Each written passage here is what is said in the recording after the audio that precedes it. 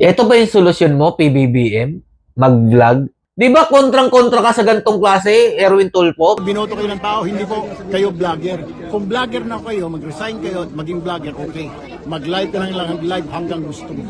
Ngayong araw, hindi lamang bilang Pangulo ang aking pananalita, kundi bilang isang ama, bilang kapwa Pilipino, at bilang isang taong lubos na nag-aalala sa kaligtasan ng ating mga anak. Grabe, mga Lodi.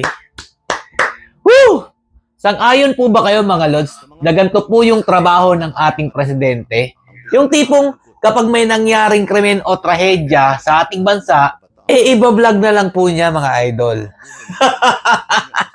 Di ba? Ang galing-galing. Ginawa po niyang vloggeris ang trabaho ng isang presidente. Nagaganyan po ba si PRRD dati, mga Lodi? Di ba hindi? Pero nakita po natin na marami po nagawa sa ating bansa, lalong-lalo na yung mga proyekto. Pero ito, ang daming binida sa kanyang pagbablog. Nakailang vlog na nga po ito si PBBM. May number po yung vlog niya. Yung first day, second day, hanggang dito po sa 200 plus na po na pagbablog niya.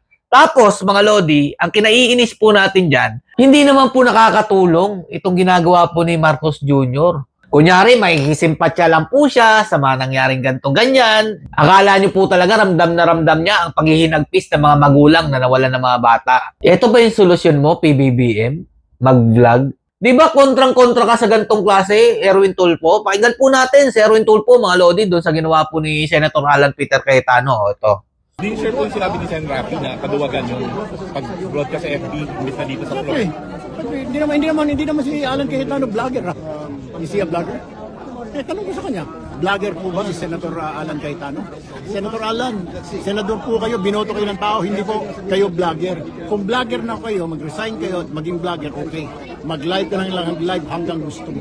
Galit na galit ka sa ginagawa ni Senator Alan Peter Cayetano na nagla-live siya nung about sa update, about sa Senado na nangyari, ganyan-ganyan. Tinanong pa niya, vloggeres ba si Senator Cayetano? Oh, di ba ano yung ginagawa niyo, magkapatid na Tulfo? Di ba nandyan kayo sa media? Di ba parehong-pareho lang naman yung ginagawa yun? Ang problema lang kasi, mas maraming naniniwala kay Senator Cayetano. Kaya galit na galit kayo. Pero nung ginawa ni PBBM, ba't wala kang reklamo? Yan ba yung trabaho ng isang presidente? Mag-vlog? Para ma-resolve yung problema about sa nangyaring krimen ng mga minor de edad na kumitil ng buhay? Ito ba yung solusyon doon? Di ba? Hindi naman.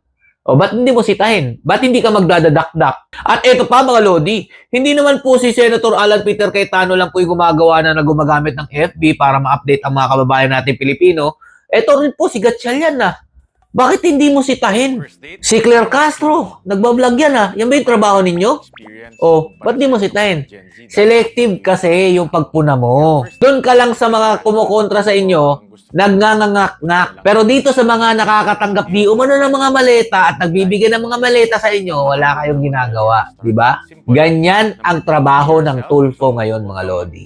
Ganito po ang trabaho rin ng presidente ng Pilipinas. Kunyari, maraming ginagawa, pero ang totoo niyan, mga Lodi, wala naman po talaga mga infrastrukturang napakalalaki. Puro lang papogi sa social media.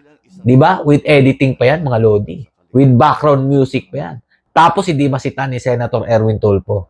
Palakpakan po natin. Ganito po ang bagong Pilipinas na pinagyayabang ng Marcos administration. Puro na lang po mga pangako na hindi naman po nagagawa. Kunyari, may irrigation dito para po sa magsasaka.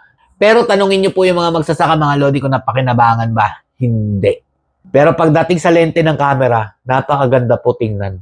Pero yung totoong resulta, sablay po. O hanggang dito lang po muna. Stay safe and God bless you all. Vloggeris Yarn.